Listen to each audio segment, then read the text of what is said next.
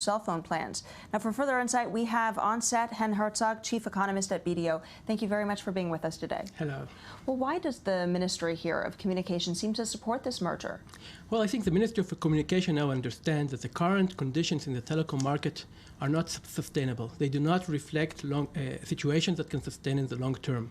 Prices are low, and we all enjoy those low prices, but at such low prices, companies barely make enough money, investment level is going down, and this is not a situation that can go on forever. You know, Israel's economy always praised its high developed cellular network, but today, if you take a look at your cell phone, you may have a 4G icon on it, but you don't have 4G speed.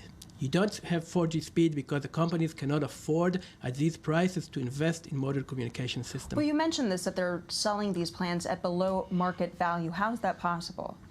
Well, you're right. It's really a tricky question because you would ask in a competitive market, why would a company price its products below cost? Well, the situation here is that these prices were set in effect or in response to a government regulation. The government set a tender system that required the companies to pay a large deposit, 1 billion shekel deposit they paid, which will only get back to them if they achieved a market share of 7% within 3 years. So this forced the companies into a very particular business plan. They were not working like any other economic company that would achieve profits, reputation, market share, brand loyalty. No, the companies only looked at a single track, get market share and get it fast. Now, once this company achieves this market share, then they ask, what now? Okay, we got the 7% market share, we got our deposit now, what next? How do we make money?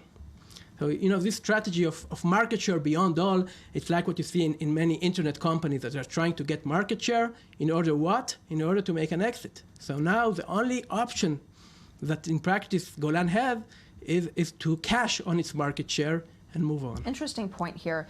Just real quick, do you expect these prices to move up? Well, these prices are not sustainable. So yes, they will go up. They will never go up, though, to the prices that we saw before the reform. All right. And something that is interesting to point out here, typically governments are looking to protect the consumer. What do you think is going on in this case with the Israeli government? Yeah, but protecting the consumer is a complex issue. It's not only a matter of prices. It's prices, it's quality of service. There are a lot of issues that need to be taken into account. And I believe that the Antitrust Commissioner, which have to take a decision on this issue, will have to balance between those interests. So what other benefits could come out of this merger that the antitrust authorities wouldn't comment on? Well, we have to weigh the alternative. The alternative, if they don't approve this merger, may be that Golan Telecom goes bankrupt, and then we're left with one less player.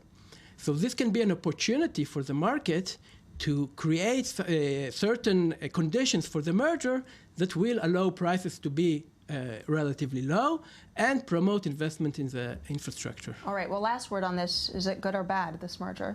Well, it depends. It really depends on the conditions. I think it's no doubt that a company that is losing money and has only one choice to merge is bad. But it may be possible to turn out this negative thing into something that can be positive for the market. All right. Well, we'll be looking eagerly for that. Thank you, as ever, for joining us. And also, that wraps up our show today. Stay tuned here every day for all your business coverage. I'm Natalie Ehrlich. Thank you for watching.